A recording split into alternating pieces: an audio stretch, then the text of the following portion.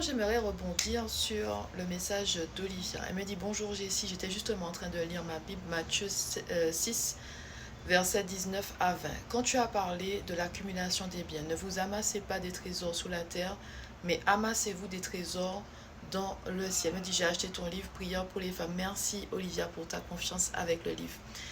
Donc, quand je parle de richesse, mais aussi d'accumulation des biens, de l'argent, il faut se rappeler que l'argent en soi n'est pas mal, c'est l'utilisation que tu en fais, les choix, hein, comment gérer ton argent, mais aussi, est-ce que ton cœur est tourné vers l'argent?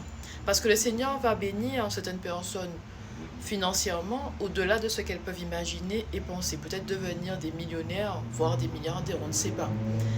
Par exemple, dans la Bible, c'est écrit dans Genèse chapitre, je crois, 12, verset 2, j'espère que c'est bien ça, que c'est 12, verset 2, que je te bénirai et tu seras une bénédiction pour les autres. En fait, quand le Seigneur nous bénit, c'est pour impacter la vie des autres.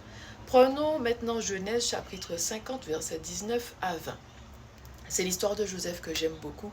Mais Joseph leur dit: n'ayez aucune crainte, suis-je à la place de Dieu? Vous avez projeté de me faire du mal, mais par ce que vous avez fait, Dieu a projeté du bien en vue d'accomplir ce qui se réalise aujourd'hui pour sauver la vie à un peuple nombreux. Donc en fait, Joseph, il a été positionné pour sauver la vie d'un peuple nombreux. Il avait vraiment cette position de pouvoir, la richesse, puisqu'il était le second de Pharaon. Quand vous lisez la Bible, on nous dit que Pharaon lui a donné en fait une position, comment dire ça, l'a revêtu de majesté.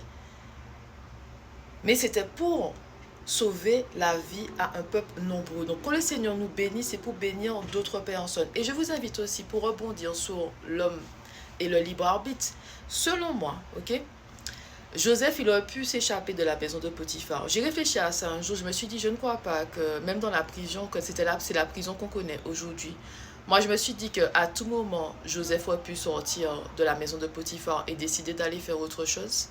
On nous dit en fait que la maison de Potiphar était bénie parce que Joseph était là.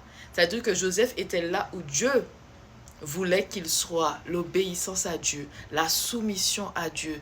Joseph n'aurait pas pu accomplir son destin si à un moment donné de son histoire, il avait choisi de faire les choses par lui-même et de se reposer sur sa propre compréhension. Parce que pour moi, dans la maison de Potiphar, il aurait pu sortir de là.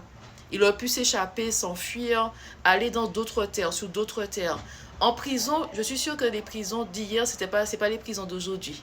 Voilà, c'est pas les prisons d'aujourd'hui. Il a trouvé un moyen pour sortir de là. Mais il est resté positionné en attendant que Dieu lui-même ouvre la porte.